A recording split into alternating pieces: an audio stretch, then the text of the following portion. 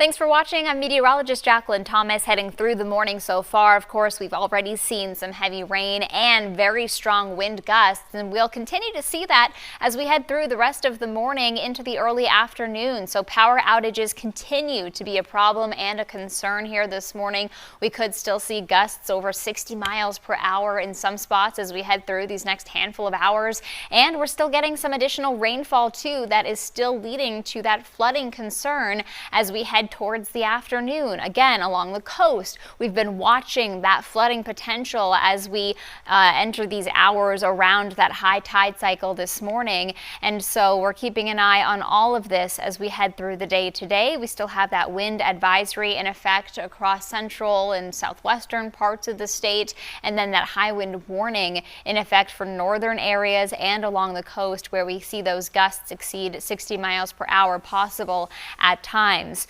So for future wind gusts, the timeline of these strongest winds, you'll notice that as we head through the afternoon, the winds do start to come down a little bit. Still going to be strong, gusting into the 40s and even the 50s at times through the early afternoon hours. But then by the evening, wind gusts will subside to about 35-40 miles per hour. And as we head overnight into Saturday, we'll see those gusts down around 30 miles per hour. So it's still going to be breezy as we head into the weekend, but gusts won't be as strong as what we're getting this morning. Of course, the other aspect of this storm that we've been keeping an eye on is the flooding potential and the flooding concerns. We have that flood warning in effect through the southern half of the state until noontime today, and so localized flooding still going to be a potential as we head through these next handful of hours here.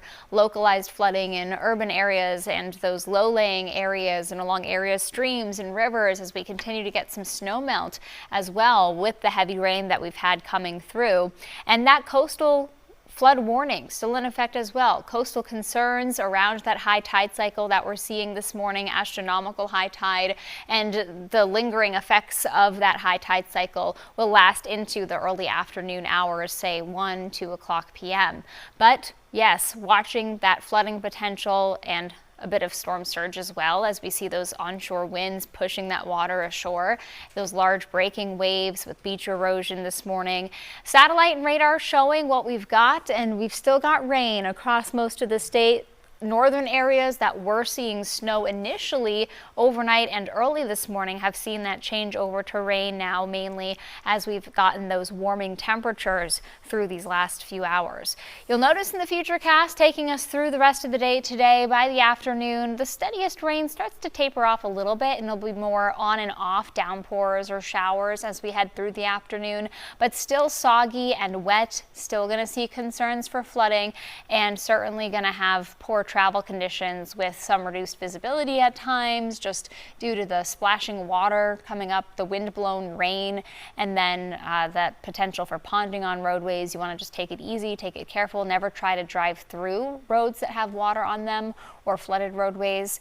And then as we head towards this evening, colder air moves in. There could be a snow shower on the back side of this as we head through the evening hours after sunset as that colder air comes in, but generally it's just going to be that temperature change that really feels like a shock to the system after those mild temperatures that we've had today. Highs today in the 40s and 50s. Well, as we head towards tonight, those temperatures quickly plummet down into the teens and 20s this evening, with some single digits expected by early Saturday. And remember, the wind's still going to be elevated, so as we head through the morning hours tomorrow, wind chills will likely be below zero for many communities, especially up north.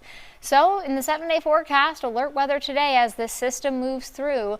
The good news is we do dry out a bit as we head towards the weekend, so we could see some sunshine return, but it is going to be bitterly cold with temperatures mainly in the 20s. Also, got to watch for some icy conditions tonight into Saturday as any puddles and standing areas of water freeze as we see those temperatures rapidly drop. Otherwise, heading into next week, still fairly quiet with a mix of clouds and sun.